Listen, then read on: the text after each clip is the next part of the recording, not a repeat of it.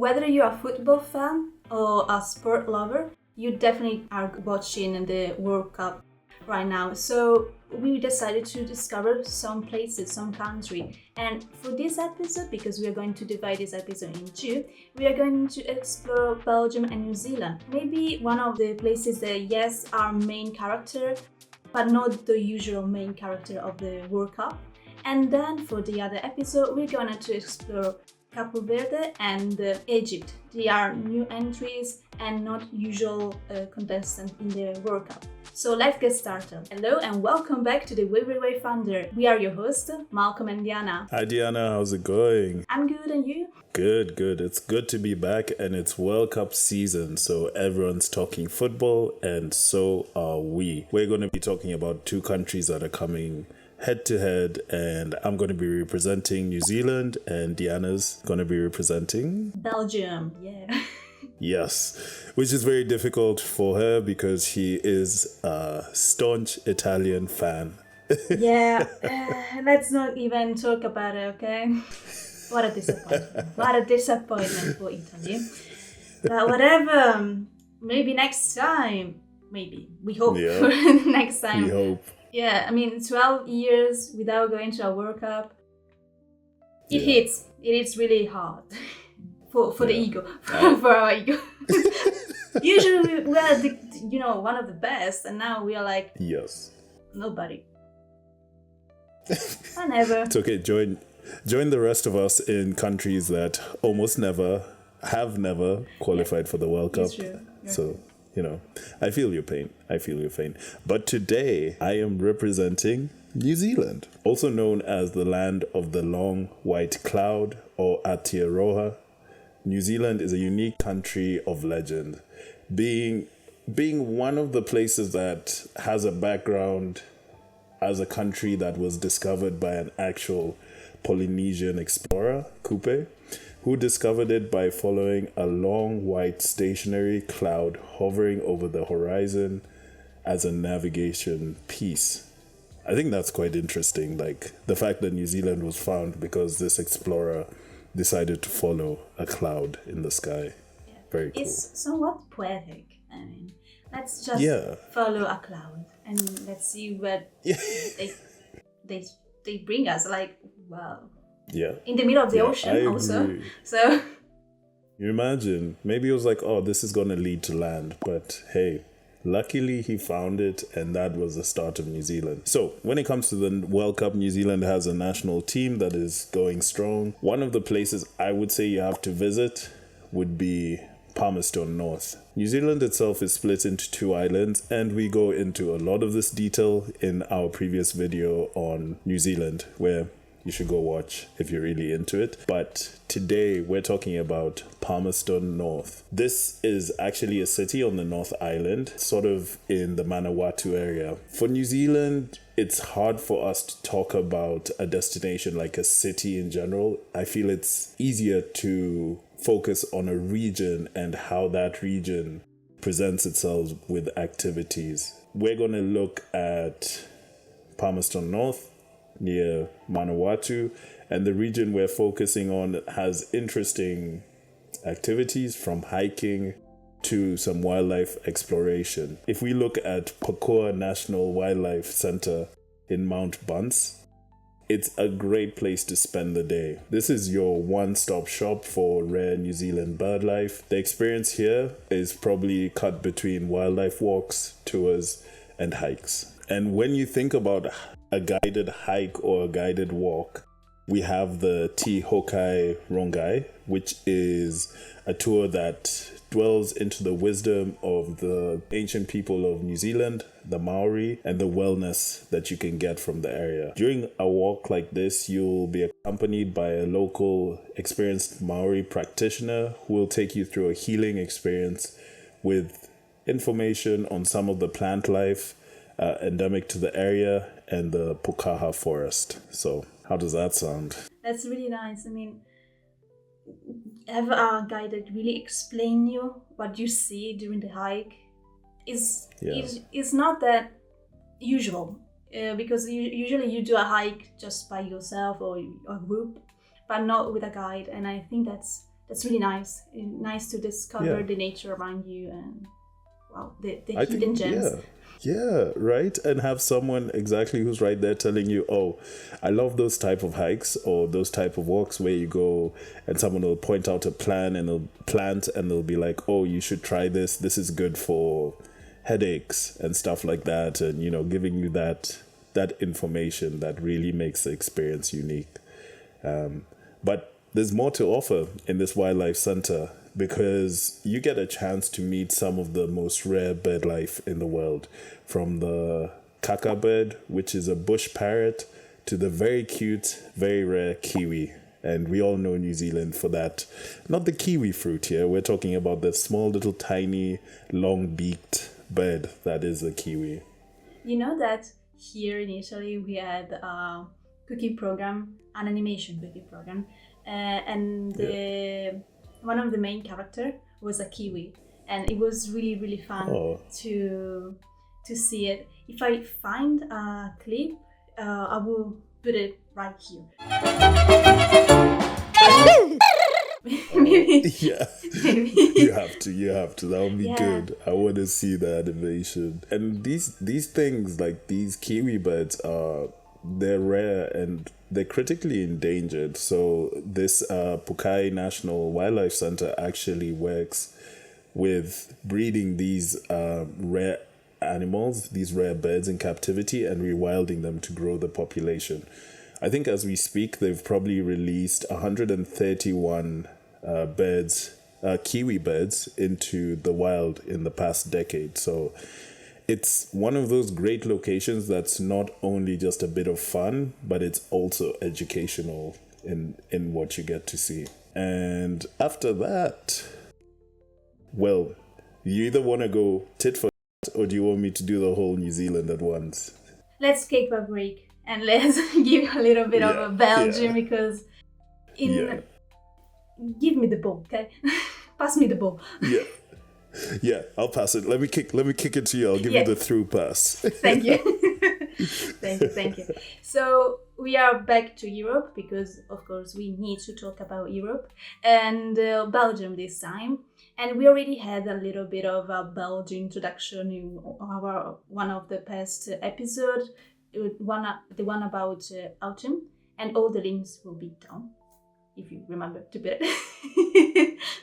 And well, in this case, we start with the Grand Palace in Brussels. It's one of the most spectacular squares, surrounded by 17th century guild houses decorated with gold details and sculpture. You can see the Gothic town hall that is really unique. You know that Belgium has this type of mixture of architecture. Mostly it's medieval and, with more modern type of architecture, but at the same time in certain cities we have Renaissance. But anyway, let's go back to the Grand Palace. You can visit and discover that the square was almost completely destroyed in 1695 and then rebuilt by a wealthy merchant guilds. And you can experience famous flower carpet with thousands of flowers covered the entire squares with colorful designs. I think that is really, really poetic and romantic also to watch. And of course, you are into medieval towns, you need to go to Bruges. But if you want to go to another city that still has these medieval type of vibes, you need to visit Ghent. Ghent has this medieval fortress called Kramstein Castle, and it was built in the 12th centuries. With tower, defenses, wall, and a historic room. The real castle, as you draw it when you were a kid. That's the castle, okay? The castle that you get to see in Far, Far Away in Shrek, one like that. One like that, with dragons and everything. Yeah, love it. This city has two riversides. And you can walk along the two riverside. That is, the river are Grasley and Corolay. And while you're walking during the riverside, you can also see more of the medieval buildings. And of course, during the night, the city just turn illuminated and creating this type of really interesting evening walks. Especially during this time of the year, it's really lovely to do.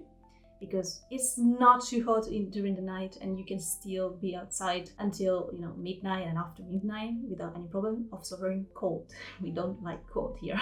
And then if you are more into historic type of travel, you can't miss this town. That is Ypres. Near Ypres there is the World War sites, and here you can see really what happened during the tragic events. You can see the trenches, the bunkers, and a museum that explains how the soldier fought during the war.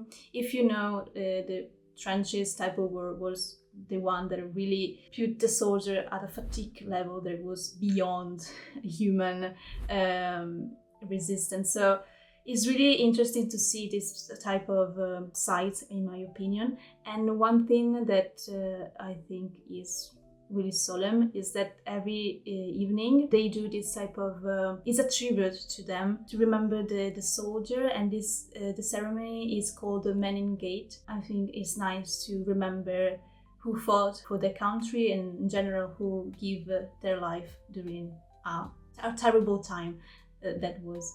No, you've got it right there. And I think the two cities you've spoken about are very unique in what you'll experience in both of them. One is a bit more somber than the other, but each one of them has this unique take on history. One of it is more modern history. The other one is like medieval history. And I have a sneaky feeling that if you go in the summertime and you go to visit some of these medieval history cities, you can get an insight and maybe even get an opportunity to see one of those Renaissance type of fairs going on, which would be cool. I mean, I love when we organize this type of events and really go back to that time and live like those person. I think that's so funny to do, and I love when like cities and towns organize this type of things. So you want to continue? I kick the ball to you now. You gotta kick it back to me, and we can talk about another part of New Zealand. So we've spoken about the Northern Islands. Let's now talk about the South Island of New Zealand. But once again, I keep saying that New Zealand is the type of place you want to go if you're looking for adventure travel. Anything to do with hiking, anything to do with water sports, anything to do with winter sports, which is what we're going to cover now. We've got the ski land of Mānuka, which is actually the gateway to Mount Aspiring, and it's a location that's known for its epic skiing in the winter. I was about to say summer, because here is summer. Yeah, exactly. So we are like it almost feels. Yeah, it almost feels like wrong to talk about winter when it's summer. You feel like, what am I doing? I need to stick. But we need to remember that now they're experiencing the winter. Yes. Wait. This is yesterday for us was the first day of summer solstice. Summer. Yeah. And for them. Nice. And for them, it might have been the first day of winter solstice. Yeah. They with the really big jacket, winter jacket now. Yeah. Here, at least here in Italy, try to live and breathe with the weather that we have that is suffocating. And it's crazy because it's a relatively mild day here in Ottawa in Canada. It's maybe 24 degrees. So I feel for you. That's nice. That's really nice. It's not like 38 degrees under the shadow. Nah, we don't have that. So anyway, if we go back to Mānuka in New Zealand, Mount Aspiring and the locations around it, like Mānuka, are known to be a resort town in the summer. If you're looking for alpine adventures, serene lake fronts, and of course, a destination for world-class dining. I know, Diana, that's that's your thing, then this is a place to visit. In terms of activities you can do, you could hike the iconic Roy's Peak, which is about a 5 to 6 hour hike that leads to some of the most panoramic views of the area. You could also kayak to Ruby Island, which is also a great opportunity for you to just explore that area on the water. But the main place I would try and steer you to, a drive to Motukituki, I hope I said that right, valley. This is like, I don't know, every time I speak about areas I always focus on the wildlife rich areas. This is sort of a wilderness, you know, so we're thinking in the winter, glaciers, snowfields, mountains, valleys, and wildlife habitats. Some of these places we're speaking of a day's hike away, so it's really far, and it's one of those places that's really rainy as well, so you know you've got to try and stay dry and warm. This area is very unique as well because when you're in the park itself, it's managed by the Department of Conservation. It's one of those off the beaten path, no cell phone reception type of places, where in the park itself you don't have Airbnbs, you don't have hotels, you would have guest walk huts, which is these type of accommodations that you can book.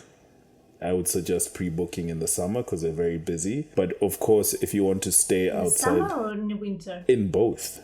I'll have you busy in both, because in the summer you've got people hiking the lovely warm weather, but in the winter you've got people like doing the same thing and maybe looking for those ski slopes. So it's a bit of both. But of course, on the outskirts, you've got settlements such as Makaroa, Hast, and Glenorchy, which act as gateways to this park. So they're just on the boundaries of the park. And there you can find your heaps of Airbnbs and chalets and even farm stays that will happily host you. It's a very unique part of the country, you know. And you know how people know, mostly New Zealand as a tourist is known for the Hobbit and the Lord of the Rings tour. Yeah. And now we are discovering more about New Zealand, which is so interesting. It is, and you know what? As we say that, some of these areas are known to be very Lord of the Ring-ish. So if you go on the white water rafting, you'll get that opportunity to like be in an area and you'll be like, oh, I feel like I'm in Middle Earth, I'm in the Hobbit. So but it's unique in its way. If you want to think about like exact things you can do in this area, we've got valley walks and mountain trails. But what you did point out, summer is the best time to walk this 3-day route burn track, which runs between Lake Wakatipu and the Te Au Milford Road. I love these names. And you know, it goes from 3-day hikes to 5-day hikes.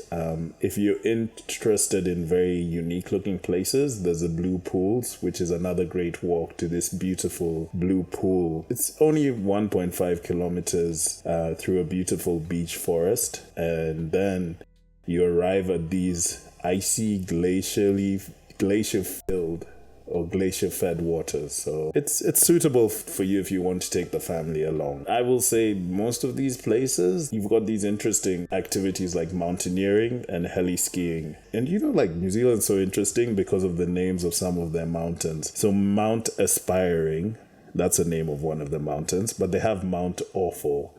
Like well, Mount Aspiring. That's nice, a nice name. That Mount Awful. Yeah. What is awful?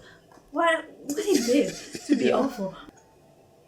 Like, what did I do to get this name? So yeah, you can go mountaineering on Mount Awful or Mount Aspiring. I wonder which one everyone will pick. Awful. I will go for Awful. We need to give support to this mountain. Come on. I agree with you there. So I'm going to give you the last pass and let you finish off. And then let's see who wins this match. Okay. Yeah. Maybe you heard about the Nantes, or maybe not. If you didn't know, this city is really unique in its own way because this town is in the middle of a dramatic limestone cliffs and the Meuse River. which has been just breathtaking.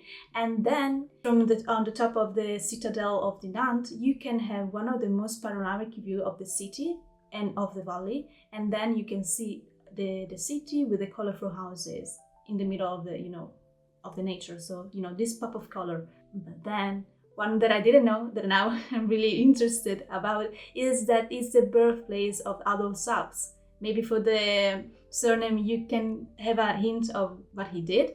He was the inventor of saxophone, and I didn't know that the saxophone was invented in Belgium. So yeah, I don't know. Nice Belgium. Yeah, I don't know why that's like surprising, but not surprising. I feel like, yeah, I can see a Belgium guy come up with that weird looking thing and like weird sound it makes. Every time you mention saxophone, it just reminds me of that guy who did he actually win? Yeah.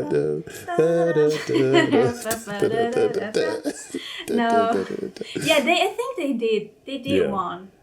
Yeah. Or maybe I guess they won. Yeah. They had to won. They had to. That song was a banger. So, yeah. It's still a banger after years. It still is. Oh, no, love it. So, yeah, home of the saxophone, Belgium. Who knew? So, in this city, in Nantes, you can visit his museums and also other monuments dedicated to the music. But it doesn't end here. You can also visit a twin church of Notre Dame, the one that is in Paris. You can also have a clone, a twin, here in the Nantes. And of course, you can see the two towers, bell towers, and the typical Gothic architecture of the church. Then another city that I think that if you are really into medieval vibes, you need to visit. This is Durbury. Here, the town has still stone houses and narrow cobble streets, and you really have the atmosphere of the medieval. And I think it is so cool because then it's just forests around the city and hills. If you want to have a fantasy movie, I mean, this is the place to set. Perfect. It's a perfect place. Amazing. I'm just trying to picture it now. So we've got the stone cobbled streets, the stone houses, but the forest like overgrowing over the... Just amazing. That is fantasy. That's amazing. Yeah. But if you really want to go into the nature, you should go to the high Vents. That is really different from the other region of the country. You can walk across a wooden path through wetlands, forests, and open landscape covered with unique vegetation. During the winter, it's really interesting because it's just beautiful. It's white and green, like any type of cinematic forest that we see in the movies. And you can do many hiking routes and explore rare plants that just in this region are, and also animals. And also here there are some guides, so thanks to the guides you can really explore where animals live and what are the habits and what they eat in these places. It's one of the most visited natural reserve that photographers like to go because it really gives you many opportunity to watch a certain particular animal that you can see every day. And one last thing before end, there is this church that is in Bourg-Cologne, if I don't remember wrong, in the countryside of Bourg-Cologne. It's made of dozens of layers of steel plates, like this, and you can walk around the structure and watch how the church appear in a solid from one angle and then almost disappear from another. It's just a mixture of architecture but at the same time art and at the same time landscape, because it disappear but it's one thing with the landscape. So it's really interesting how religion in this case has create a unique type of union with the nature. It's really unusual, as for a spot. It's really unusual for architecture and especially for a church, because I don't think that we have this type of church around here in Italy. That we have many churches, but I've never seen a church like that. So really nice.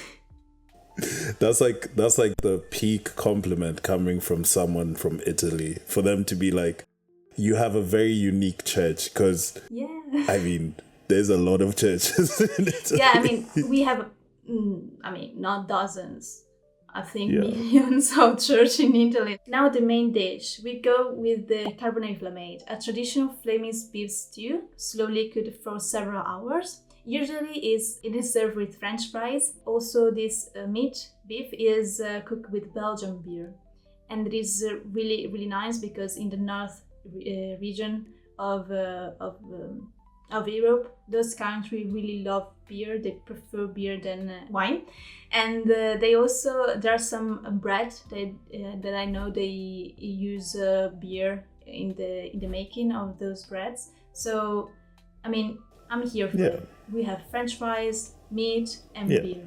What is wrong? Like, it has everything.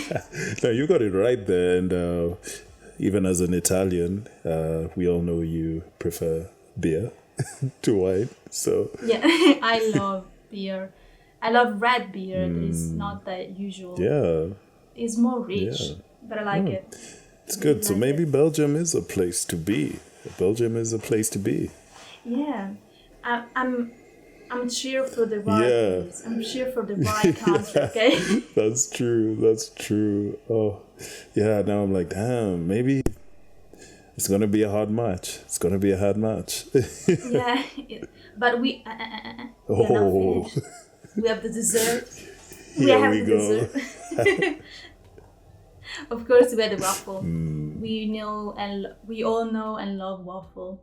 With this crusty and crispy outside and then almost soft inside, and you can put over it honey, syrup, marmalade, jam, chocolate, or also make it salty with other things on top, but still waffle, just beautiful.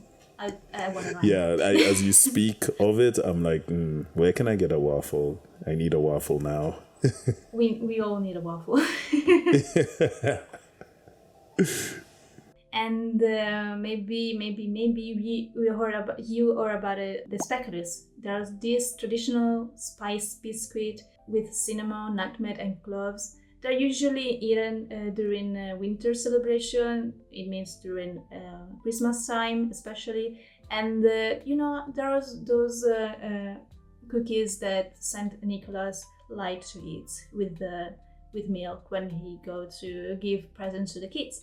So I want now also those speculoos. I'm really into them. I agree with you. We have some nice Belgium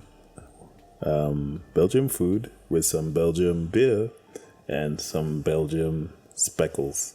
So yes, I'm happy. And honestly speaking, just thinking about Belgium, there's just so much you would never think they would have in their culture. For example, okay, I guess we do know a little bit about Belgian beer, but most people would sort of think about Germany when it comes to beer. Same thing with fried food as well, if I'm being honest. People would probably go like, oh, schnitzel and all kinds of fried stuff in Germany. So look at Belgium doing the most. Yeah, I mean, also music. Who would have thought that Belgium was the birthplace of saxophone? I thought the saxophone was made in USA, actually, with the jazz. But it seems that it is older, and it is from Europe, which is great. One for Europe. Yeah. Yeah. No, you're right. And now I want to go find out where the trumpet was made, where the trombone was made. I feel like the piano was made in Germany. No, where's Mozart from? Now I'm like, where would Australia. It's Australia now. Austria. Australia has not made anything. No. Yeah, it has made the big spider, big insects, big things that we don't need in this world. Do you know?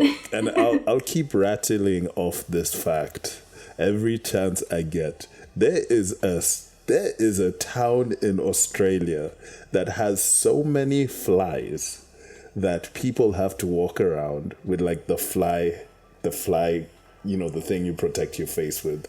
Yeah, because you walk outside and they literally just attack you. Just like everywhere. I can't even imagine a place where, when you're outside, you expect, okay, one fly is landing on me, like, let me shoo it off. But this place, it's like thousands. You walk outside and all you hear is a buzzing sound. Why would anyone want to live there? It would be so annoying. It would be so annoying. I couldn't resist that. Yeah. Like a minute. I hate the buzzing of flies. It's just so nervous. Yeah. Make me nervous. I might have to send you that clip and you can do your magic and insert it here. Yeah. We can do that. So anyway, we've covered two great cities here. I think countries. We've covered 6 cities. No, we've covered 2 great countries here, and we should probably leave it up to the viewers to vote who would win in this travel mashup. But it's going to be New Zealand, right? No, Belgium. We give you waffle after it. Think about it. Think about it. And beer. Damn, there's no way we'll win. Yeah. New Zealand has great wine, guys. I forgot to say that. So, yeah. And kiwi. You can eat kiwi. I mean, the fruit. No, yeah. The fruit. and Lord of the Rings. Remember? Lord of the Rings. Yeah. But we have the saxophone here. Oh no, she's got the saxophone. Oh, there's no help. And the medieval castle. Remember? She's cheating now. All right. But there we go. 2 great countries. We'll leave it up to you guys to vote and let us know